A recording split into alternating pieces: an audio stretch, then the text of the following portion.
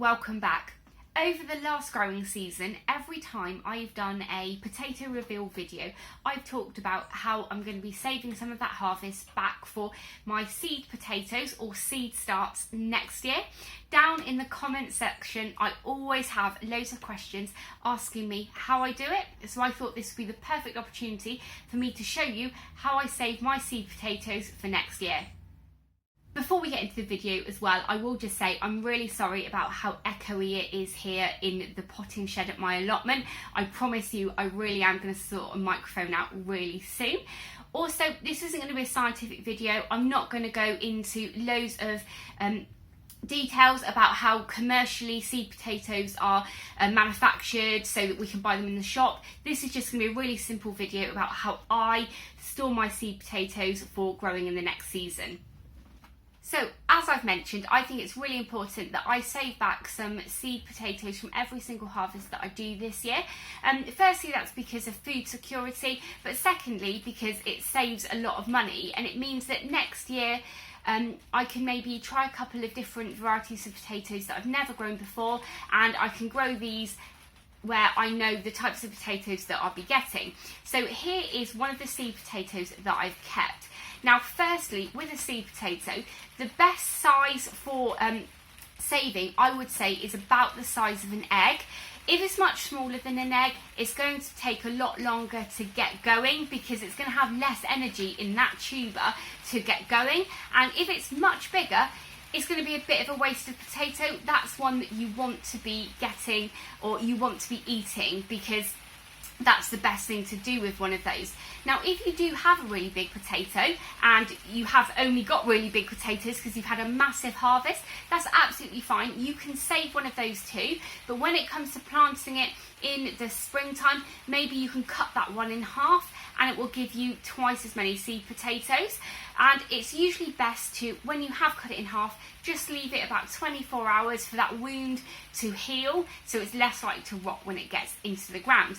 Now, this is a seed potato that I've saved from my harvest the other day of Picasso.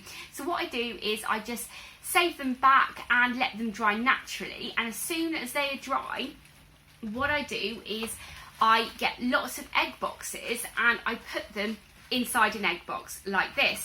Now, this is one of the reasons why it's a really good idea to actually save egg-sized ones, because they fit perfectly in these egg cartons.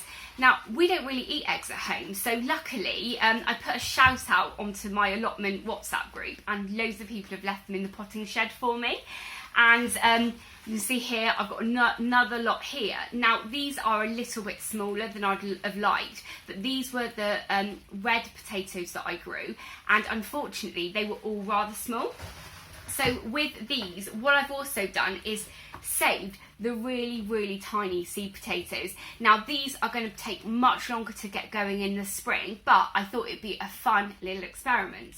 Now, once you have as many of your seed potatoes in egg boxes like this, all I do is just put them in the fridge for the rest of the season. And usually around January time, when you usually buy your seed potatoes and put them out in the light to chit, is when I will actually take them out of the fridge. At the moment, I have got quite a few boxes now ready to go into the fridge, but it's such a good idea to put them in the fridge.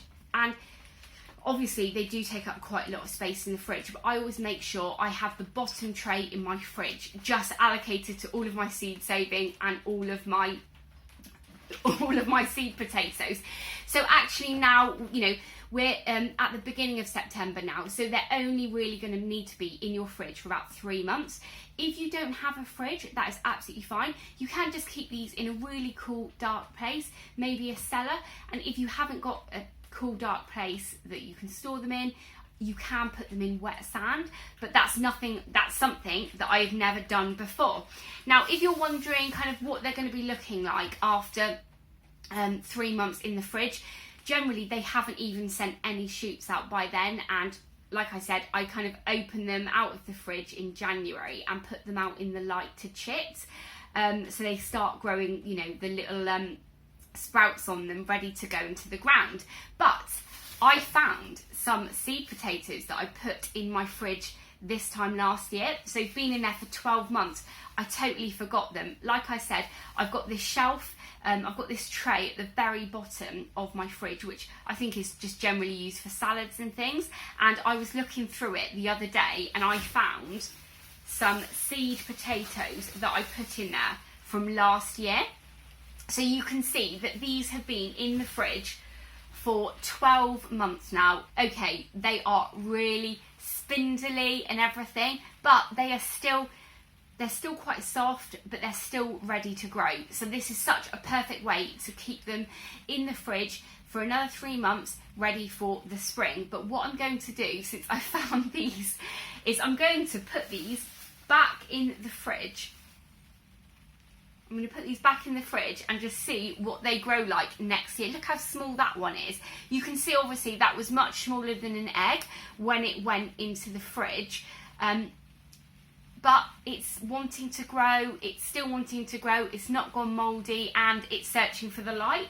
I'm not going to pick these off or anything. I'm just going to completely leave them in the fridge, and we will see if in the spring these will grow into potatoes. Maybe it's too late, I have no idea, but look, they just want to grow.